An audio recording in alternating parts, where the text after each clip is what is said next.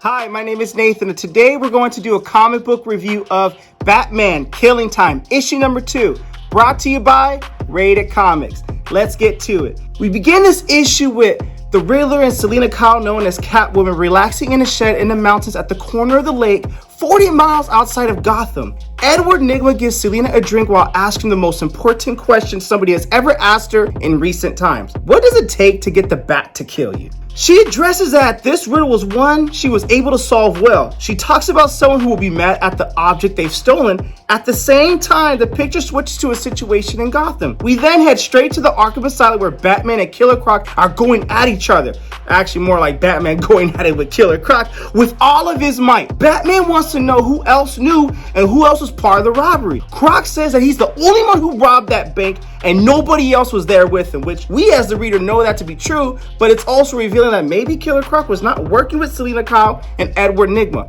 The Bat doesn't believe him and asks for names of people he's met and everywhere he's gone for the next 30 days. Sorry, correction, the last 30 days. Batman isn't done beating him or questioning him. Before this interrogation, which turns into a full-fledged fight, Batman got permission from Jim Gordon to have a one-on-one meeting with Croc. Gordon told him no rough stuff and absolutely no punching, but Gordon doesn't know Batman has his way of interrogation. I mean, come on, it's Batman. He's Batman, right? On the other hand, Vera Miles, the lover of Killer Croc, walks in Mooney's jewelry shop in north of Gotham. She tells the salesperson the necklace she's trying on is one she sees every day, a necklace valued at $14,158 to be exact. She can't afford such a piece of jewelry, but she proceeds to pay through her credit card. The narrative then switches to Selina's safe house where she is staying. A postman arrives at her door, but she doesn't acknowledge him. On the other hand, she's prepared for the worst, but Riddler calms her down, saying that just because we tied the owners of this house up doesn't mean that they're not going to get mail, girl.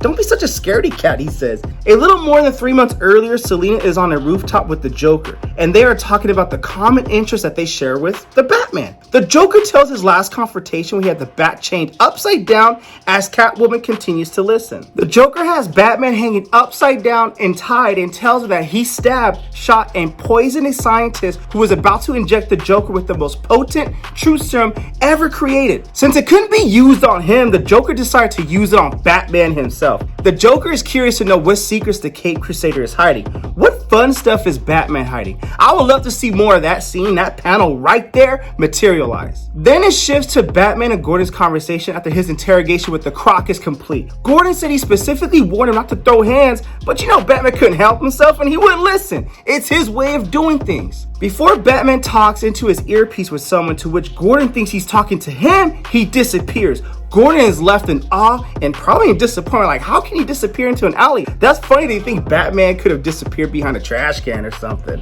Edward then returns after catching a fish from the lake. Selina has had it with her unanswered questions and grabs Edward by the neck using her foot. She asks Edward whether this is one of his riddles that he will use to lure Batman towards them. He denies it and says he isn't that big of a fool, or at least not an idiot. Selina tends to believe him for now. The same day on the interrogation of Killer Croc, a little bit before 3 p.m., Vera enters her apartment and there she finds Batman waiting. She is unfazed by Batman's presence. Vera tells her that she isn't intimidated by him, not one bit. She knows how the system works, how Gotham works, so all his threats won't be of any use to her. She lists all the possibilities that could happen and enjoys her drink one sip at a time. The Batman waits patiently for any slip-ups she might make in the conversation. We get to know that the plan of robbing the jewelry store was Edward's plan with Selina in on it. They need funding in their plan too, and for that they have the aid of the Penguin. In the present day, Edward confirms that the buyers are on their way with the money in return for the piece of jewelry that they stole. They wait for the buying party to arrive and she is still enraged at Edward's plan. She wants her money to get this over with, but she fears something might go wrong, so she constantly curses Edward. Edward says that he might end up snapping her neck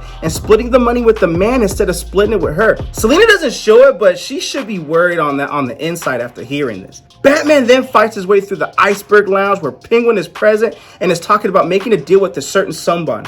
In the process, he gets frustrated for no reason and shoots his bartender. Damn, Penguin. In the next frame, we see Vera visit the same jewelry store after the Riddler beats up the Penguin. First issue, the killing time, right? Last issue. And there, Vera asks for a pair of earrings and a bracelet to match her necklace. We then see the Batman go into ICU with a patient registered under the name of Ben Gwynn. It's none other than Oswald Cobblepot. Penguin, Batman asks for his medical reports. While on the other hand, Edward and Selina's buyers arrive at the door, Edward continues with his riddles, making Selina utterly uninterested in him. Batman speeds up in the Batmobile on the road with a speed limit of 80 miles per hour where he is going 217 miles per hour. In 15 minutes, he would reach the Riddler's safe house.